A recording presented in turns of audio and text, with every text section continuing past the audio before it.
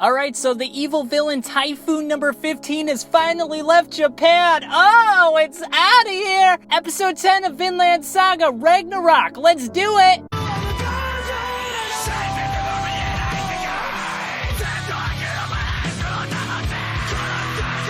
Alright, so in this episode we begin with Thorkel. He's throwing some massive rocks at the camp of Prince Canute, the Prince of Denmark. And I gotta say, first and foremost, this has gotta be the most absurd / ridiculous thing I've ever seen. I've been calling out Vinland Saga for a while. I've been kind of half in, half out, like, well, some of the events are unrealistic, but I can kind of look past it because of X, Y, and Z. I just can't look past it this time. This is absolutely ridiculous. He is throwing these rocks that have got to weigh, I don't know, maybe 200-300 pounds, and he's throwing them right from the bridge across the body of water to the land where the soldiers of Denmark are, and it's the force he is putting into this is absolutely absurd. I'm going to probably say the word absurd 50 times in this review, but Jesus Christ, I mean, goddamn. The boat carrying was one thing. I mean, I can understand that.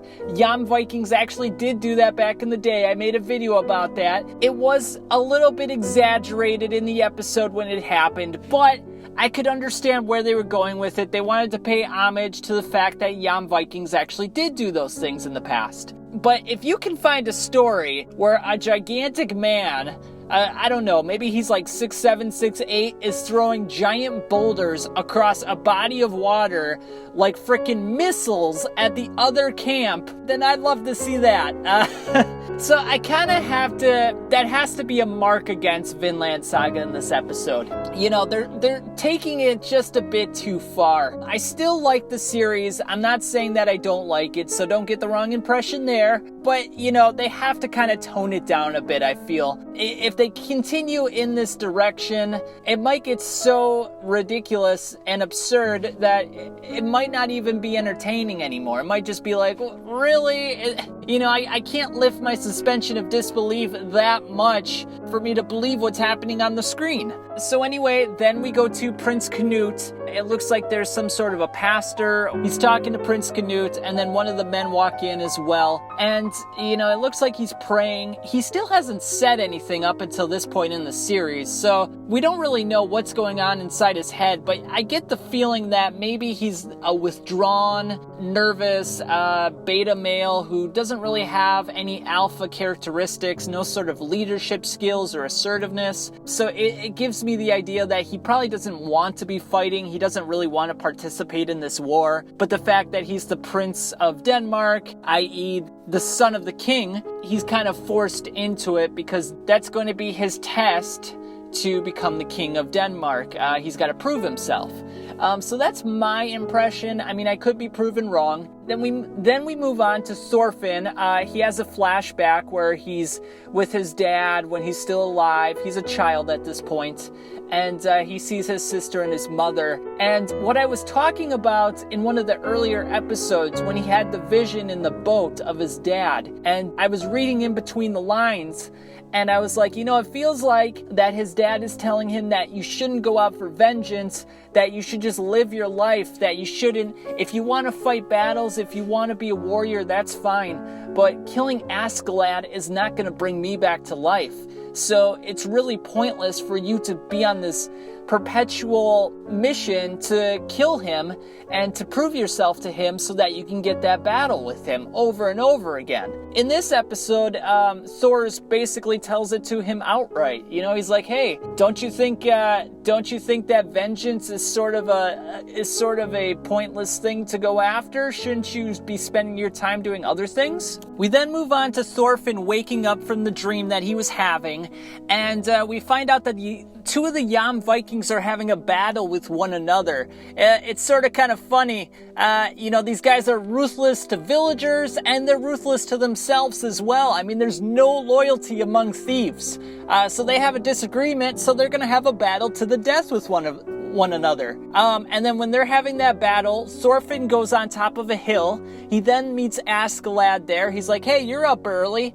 And they have a nice little heart-to-heart. And this is actually a really interesting part of the episode in which Askeladd details how empires fall and that even though that they might be on top at one point, someone's gonna beat them, and how he kind of relates this to his own mortality, how he's like, I'm stronger than you today, but eventually I'll be an old man, and you'll be a full-grown adult, and you'll be stronger than me, and you'll eventually be able to beat me.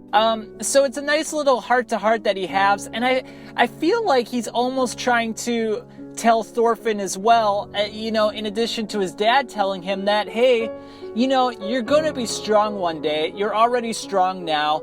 There's no need to rush things. You don't have to kill me. Yeah, I killed your dad, but that's kind of how the world works, sometimes you lose people, sometimes you gain people, and with life, and then he also kind of ties it into the fact that, hey, according to the Christians, 20 years from now, the whole earth could end.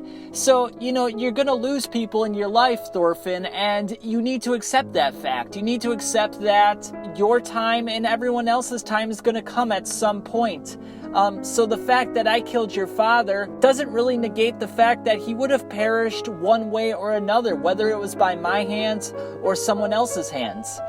So I feel like that's a really interesting insight, and I hope that Thorfinn picks up on it. But it seems like he's very dense. He doesn't seem to read between the lines very well, and he doesn't seem to understand the finer points of life. He is still a teenager, so we can sort of give him a pass as long as he develops these analytical and cognitive skills in the future, and we see some growth throughout the series. I think then we can give him a pass at this point. And I feel like that's sort of the stubbornness of a teenager. You feel like you know it all, and then year after year you slowly learn that what, I was wrong all along. I'm still doing that myself. I'm in my 30s now, and every year that goes by, I always say to myself, oh my gosh, I was such an idiot. And then you feel like you're the smartest man alive the following year. And then it happens over and over again.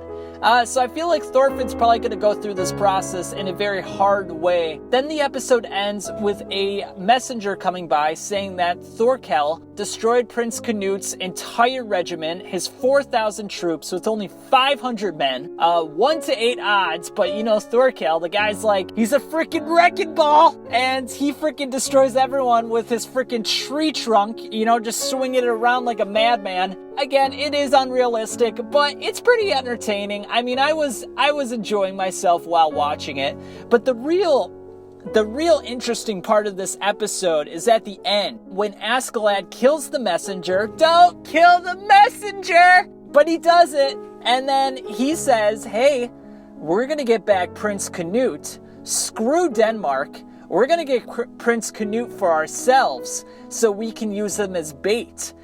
Because, we're raiding these villages, and it's not going as well as it used to, we're just not getting as much resources, gold, food, valuable goods that we used to. It's kind of running up dry, so we need to be a little creative. So we're going to get Prince Canute from Thorkel. He's like, he even openly admits, I don't know how we're going to do it. Thorkel's a freaking monster, but we'll figure something out. We'll kind of improvise on the fly.